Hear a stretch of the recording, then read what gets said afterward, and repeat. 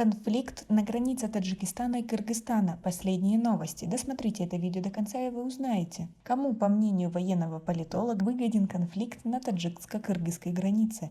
Подписывайтесь на наше обновление, чтобы всегда оставаться в курсе событий. Российский военный политолог нашел в конфликте на таджикско-кыргызской границе характерные признаки западного вмешательства. Не в интересах Киргизстана в тот момент, когда там не очень, так сказать, стабильно находится руководство, когда один из его руководителей Ташеев уехал за границу, вряд ли с киргизской стороны кто-то был заинтересован начинать эти военные действия именно в этот момент. Военный политолог Алексей Леонков объяснил, кто может стоять за конфликтом Таджикистана и Кыргызстана на границе. Резкое обострение на границе Таджикистана и Кыргызстана, которое может перейти в локальный конфликт, скорее всего, не обошлось без участия третьей стороны, заметил политолог. В поддержку этой версии он привел ряд факторов. Недавнее завершение встречи министров обороны стран ОДКБ и визит главы Минобороны Российской Федерации Сергея Шойгу в Узбекистан, где были подписаны несколько важных документов, а также стрельба по пограничникам Таджикистана и Кыргызстана, которую вели неизвестные лица как будто бы с обеих сторон одновременно.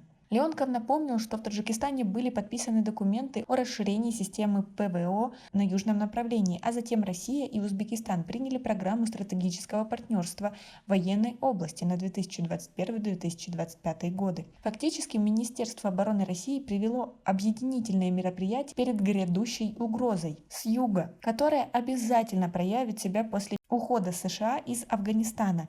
Видимо, кому-то это не понравилось, отметил военный политолог. Среди аналитиков в регионе существует опасение, что военные действия, которые активно и очень быстро начались с применением серьезного вооружения со стороны Таджикистана, 24 и что эти действия, обстрелы, могут привести к тому, что с таджикской стороны будет достигнут, так сказать, прорыв, установление контроля над дорогой, соединяющей материковую территорию Таджикистана с анклавом Варухны. Как вы относитесь к таким мыслям? Свои ответы напишите нам, пожалуйста, в комментарии. Леонков предположил, что за военным конфликтом Таджикистана и Кыргызстана стоит разведка Великобритании. Это характерный разведпризнак операции «Разделяй и властвуй», в которой британцы работают на уровне высокого профессионализма. Резонанс СМИ – это второй разведпризнак, так как оперативность освещения с места событий массовой публике всегда говорит о домашней заготовке спецслужбы, пояснил эксперт.